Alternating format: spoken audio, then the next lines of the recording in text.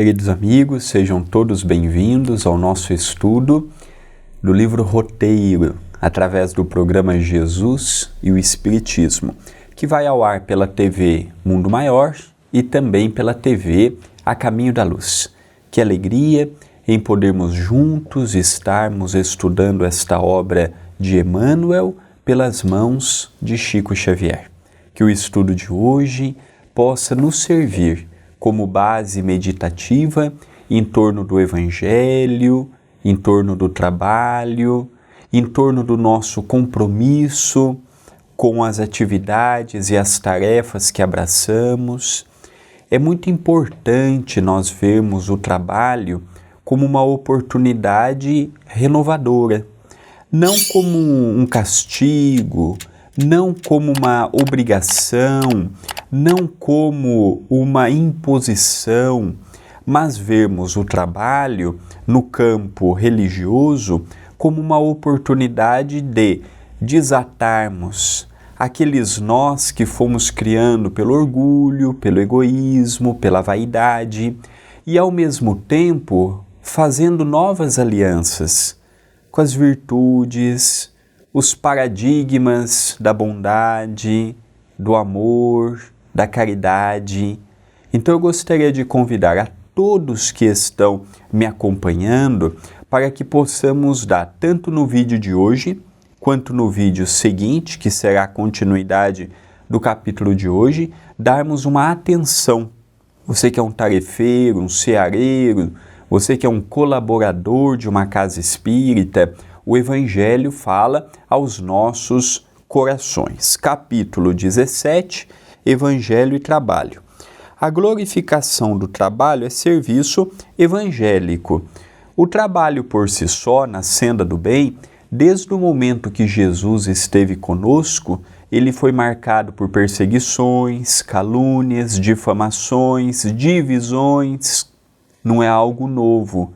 E nesses últimos 2000 anos, nós vemos apenas o reflexo do compromisso e do comportamento humano. Aqueles que tinham um compromisso elevado, um compromisso sério, um compromisso que visava o bem coletivo, naturalmente os seus frutos foram imensos. E cito um destes grandes expoentes nesta arte da caridade, que foi Francisco de Assis. Mas tivemos também muitos que utilizaram o poder, utilizaram a riqueza para escravização do pensamento do cristianismo, diminuição do livre-arbítrio alheio e perseguição atroz, como fora o caso do Santo Ofício, a Inquisição, em que o Papa Gregório IX instituiu este tribunal capaz de avaliar e de julgar o ato das pessoas que pensavam contrário à forma que ele pensava. Então eu noto que o trabalho com o Cristo, ele sempre foi marcado por dificuldades. Aqueles que entram na vida religiosa já querendo os louros da vitória, não encontrará. Não encontrará de imediato as alegrias, os frutos positivos, porque o mundo que nós vivemos ainda não está preparado para nos oferecer. Por isso que temos que ter em mente que o nosso trabalho é com Jesus, por Jesus e para Jesus. Porque se eu olhar para as atitudes dos homens, das mulheres, eu vou desanimar. Eu vou chegar na metade da jornada e não vou saber para onde ir. Porque é tanta discrepância por parte de muitos que conhecem profundamente o Evangelho, mas que distorce, muda o sentido, vive ao seu bel prazer. Então eu vejo que o trabalho com Cristo é o mais sublimado que podemos ter, mas ao mesmo tempo exige-nos cautela, perseverança, prudência. Continua Emmanuel. Antecedendo a influência do Mestre, a terra era vasto latifúndio, povoado de senhores e escravos. Então, antes do advento do Mestre, que não tínhamos a palavra amor, não compreendíamos o amai-vos uns aos outros como eu vos amei, ou perdoar 70 vezes 7 vezes, a medida que eu gostaria de receber é a medida que eu necessito doar. Estas pequenas frases foram incutindo na mente humana uma nova realidade. Mesmo que boa parte da população não seja cristã, não conheçam o Cristo, hoje nós temos já o pensamento do Cristo chegando a muitos corações. Alguns superficialmente, alguns já em profundidade. Então nós percebemos que antes do Cristo, o maior império que nós tínhamos e um dos maiores que tivemos, o Império Romano, era o senhor e o escravo. Não tinha uma outra categoria. Era aqueles que mandavam e aqueles que eram obrigados a servir. Nós vemos isto também no Egito, nós vemos na Grécia, nós vemos na Índia e outras regiões mais. Países, povos, impérios que adquiriram grande patrimônio cultural, como é o caso da Grécia, por exemplo, amealhou uma intelectualidade fabulosa, e Sócrates é o maior exemplo da conquista ateniense, mas ao mesmo tempo não tinham condições de ajudar com toda a inteligência que tinham, não tinham condições de ajudar um irmão caído na esquina. Falavam nas acrópolis da capital grega sobre os assuntos mais eruditos para a mente humana daquela época, mas não eram capazes de levar uma pomada a um chaguento, a um doente. Então nós vemos que a intelectualidade ela é muito importante, mas se ela não gerar benefício para os outros, se ficar apenas nos círculos acadêmicos com rodas intelectuais intermináveis, é um procedimento intelectual inútil. Eu fico ali, converso com os meus pares, mas o que eu levo isso para um mundo melhor, para uma vida melhor, não é apenas para me satisfazer. Continua Emmanuel. O serviço era considerado desonra. Então, antes do advento de Jesus, o serviço de adoração, o serviço do culto exterior, era algo desonroso para muitos. No Império Romano, por exemplo, nós temos a ideia dos muitos deuses, a ideia do Deus para tudo e para todos. Já na região de Jesus, havíamos a ideia de um único Deus, já estabelecido por Moisés, aquela luta para combater os deuses que a sua raça, que os hebreus acreditavam. Então nós percebemos que muda-se os tempos, as dificuldades são as mesmas. Quanto mais eminente é o trabalhador, quanto mais desafios ele possui, mais perseguições ele sofrerá. Mais incompreensões, difamações. Se eu não posso com ele, eu vou diminuí-lo. Se eu não tenho o que falar dele, eu invento. Então nós percebemos que todos que se candidatam ao trabalho no bem, na nossa dimensão, é alvo de pedrada. Não teve simplesmente um religioso bem intencionado que não foi alvo de perseguições com a família, dificuldades dentro dos próprios correligionários, ainda faz parte. E muito embora também, através da literatura espírita, nós percebemos que são artimanhas dos trevosos. Se eu não posso contra o André, eu vou procurar envolver as pessoas ao lado do André. Isso não é uma técnica nova. O próprio Jesus sofreu isto. Os espíritos, pelo magnetismo de Jesus, não aproximavam dele, mas Jesus estava marcado por pessoas simples, frágeis, imperfeitas, e chegando nestas pessoas, invariavelmente chegava no Cristo também. Só que Jesus era um poço de sabedoria, de amor, de doçura. Então, Jesus ensinou-nos que o trabalho para com o semelhante de desonroso não tem nada. Pelo contrário, é um pensamento social. É um pensamento de levarmos o pouco que nós temos para aquele que nada tem. Ah, eu passo dificuldade. Tem pessoas que passam mais dificuldades do que você. Ah, eu tenho dores. Tem pessoas que têm dores maiores do que as tuas. Ah, eu tive perda nesta existência. Existem pessoas com perdas maiores do que as tuas. Sempre haverá pessoas em maiores situações de sofrimento do que o meu. E Jesus ensinou que de desonra no servir não tem nada. O trabalho nos motiva, o trabalho transforma, o trabalho nos ajuda a ver o próximo como irmãos. Mesmo que ainda somos dotados de orgulho, de egoísmo, vai quebrando a carcaça. Não tem aquele ditado? Água mole em pedra dura, tanto bate até que fura. Pode ser que é um trabalho de uma existência toda para eu chegar no final e falar, consegui minimamente sentir a piedade. Sentir o que o próximo estava sentindo. Dê abertura para a misericórdia. A querer que Deus interceda, levando o alívio, o amparo. Às vezes vai levar a vida toda, uma existência toda, para que isso realize. É um começo. A última frase para encerrarmos este bloco. Dominadas pelo princípio da força, as nações guardavam imensa semelhança com as tabas da comunidade primigênia.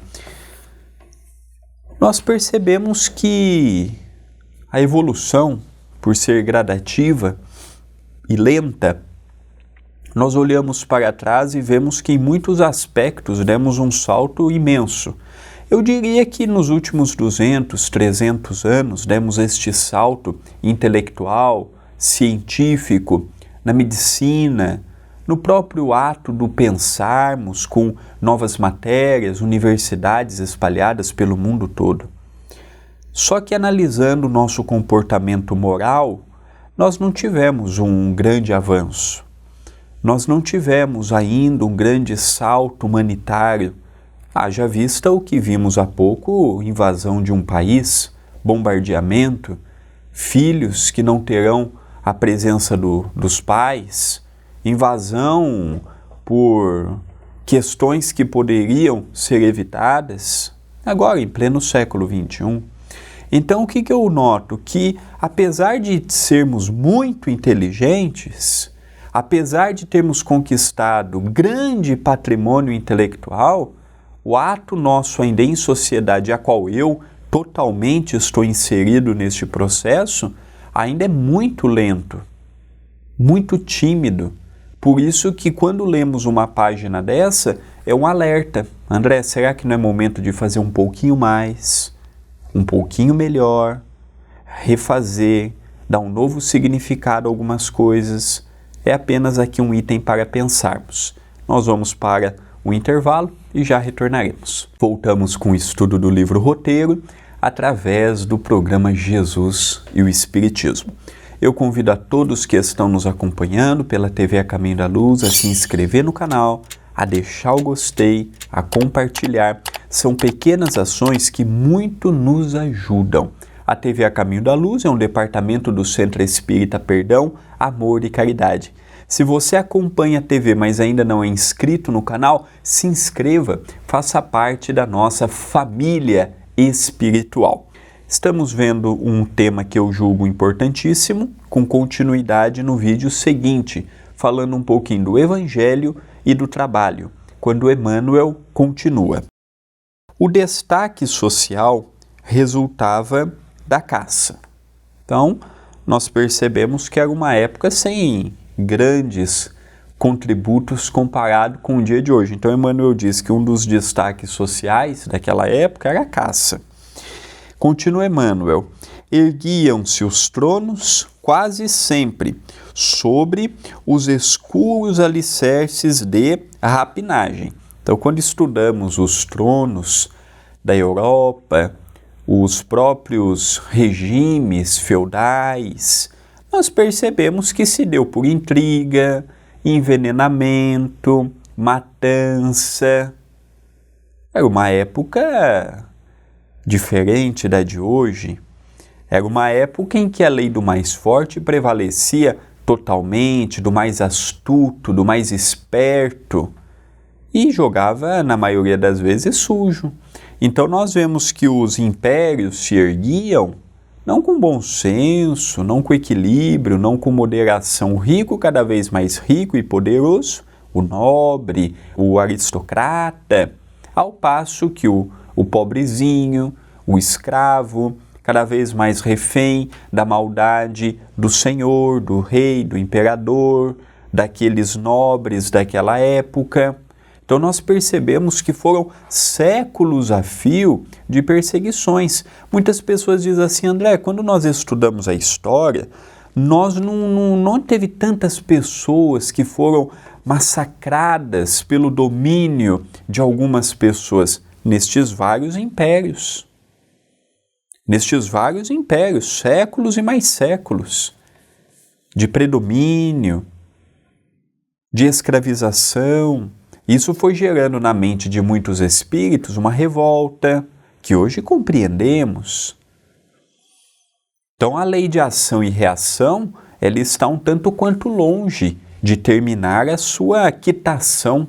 Há muito sofrimento que foi instalado em séculos a fio que não se desmancharão de um dia para o outro, de uma encarnação para outra. Continua Emmanuel. Os favores da vida pertenciam aos mais argutos e aos mais poderosos. Então já antecipei este comentário da leitura que fiz agora. Era dos mais poderosos. Quem nascia poderoso, ele falecia poderoso. Coitadinho que nascia escravo, muito difícil. Uma pequena minoria teve um fim diferente do que a própria escravidão. Então eram momentos tristes, momentos que precisamos relembrar para não fazer novamente. Essas pessoas, senhores e escravos, estão hoje na mesma casa e às vezes não tem diálogo. Um não aceita o outro. Esses estão na mesma casa hoje, dividindo o mesmo teto, pai e filho, avô e neto. E aí os lares são esse inferno que nós vemos, totalmente bagunçado, com desamor, com falta de respeito por parte de um do outro, e não sabemos o porquê. É a reencarnação que explica. Então Deus permite que venham na mesma existência, juntos, na mesma família, mais de uma vez até, para que possam ir rompendo esses laços que outrora foram alimentados com ódio, com rancor. E não é uma tarefa fácil, não é uma tarefa tão simples. Continua Emmanuel. Qualquer infelicidade econômica redundava em compulsório cativeiro. Então, uma pessoa que porventura caísse no precipício de perder o que tinha, não recuperava mais. Não tinha como recuperar mais. Era zombado, ridicularizado, diminuído. Tudo isto que eu estou citando, que Emmanuel está citando, foi antes do Cristo e depois do Cristo. Esses exemplos que eu dei na Europa é de uma Europa de 500, 600 anos atrás. Mesmo porque na época do Cristo era o Império Romano, boa parte do que hoje nós conhecemos da Europa. Então nós percebemos que com o Cristo não houve uma modificação radical de um dia para o outro. Pelo contrário, até hoje nós vemos os cristãos brigando entre si para ver qual é a melhor interpretação, qual está com o Deus verdadeiro, qual está com Jesus verdadeiro.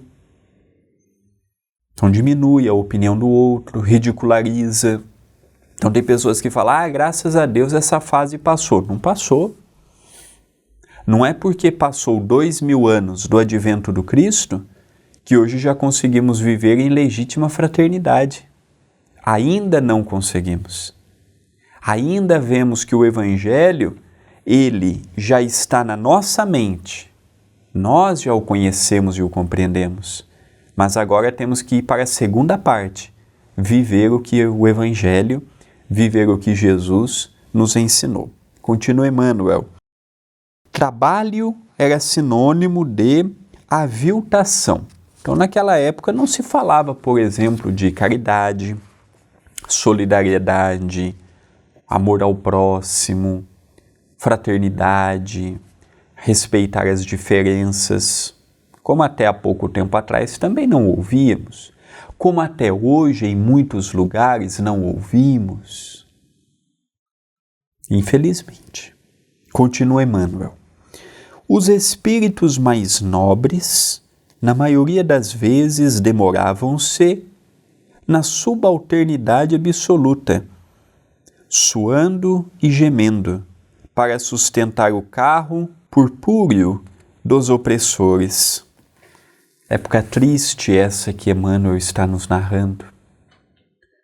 Uma minoria tendo de tudo, vivendo com o que havia de melhor, e uma esmagadora maioria sem qualquer acesso.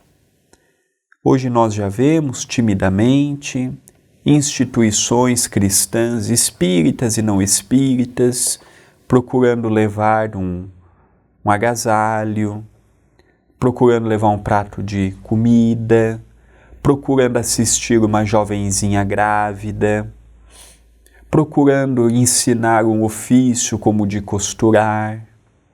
É tímido, mas já é alguma coisa. Hoje nós vemos o Brasil com seus programas sociais, certo ou errado, bem ou mal, tentando levar dignidade para as pessoas. É pouco, é imperfeito, mas as religiões também são imperfeitas. Nós somos imperfeitos, por que o governo seria perfeito? Então, naquela época, não havia recurso. Nesse ponto de vista, eu já vejo hoje, mesmo que a maioria dos políticos visando em proveito próprio, para sair numa foto, para se reeleger, mas eu já vejo que há mais frutos do que naquela época. Já há mais cuidado, já há mais preocupação, já há mais zelo perante a vida do próximo, muito longe de ser o ideal, muito longe de ser o padrão de um mundo de regeneração, como nos descreve o livro Nosso Lar pelo seu autor espiritual André Luiz. Muito longe, mas é um começo. É um começo que vai com novos homens, novas mulheres comprometidos com a moralidade, chegar naturalmente a mais corações, gerando seus frutos, gerando um trabalho em prol do próximo, mas não podemos acomodar. Então a gente fala assim, não é sempre realça a dificuldade do próximo. Quantas casas espíritas não fecharam na pandemia, podendo ter mantidas abertas pelo menos a parte assistencial e lavaram as mãos? Então, nós também precisamos fazer uma meia-culpa e não culparmos apenas os outros. E o último parágrafo, os dois últimos para encerrarmos o vídeo de hoje. Em todas as cidades, populavam escravos de todos os matizes e somente a eles era conferido o dever de servir, como austera punição. Roma imperial jazia repleta de cativos tomados ao Egito e à Grécia, à Gália e ao Ponto. Só na Revolução de Espartaco, no ano de 71, antes da era cristã, foram condenados à morte 30.000 escravos na Via Ápia, cuja única falta era aspirar ao trabalho digno em liberdade edificante. Vejamos bem, num único dia morreu 30.000 escravos. Será que esses 30.000 corações em 2.000 anos já todos modificaram? É 30.000 aqui, é 5.000 acolá, é 10.000 acolá, é 1.000 acolá.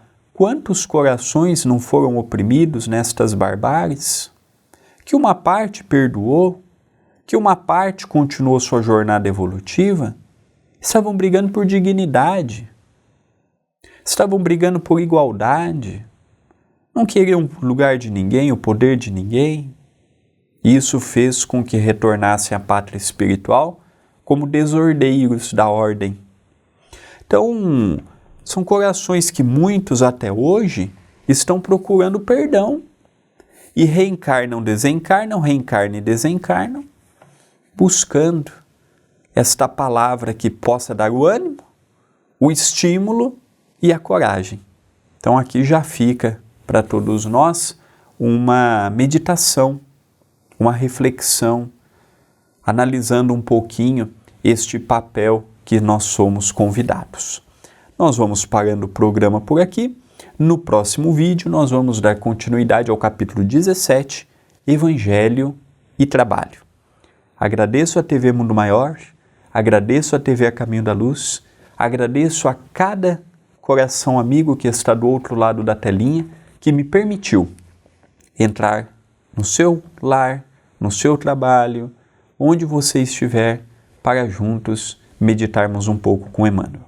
Votos de muita paz e até o próximo programa.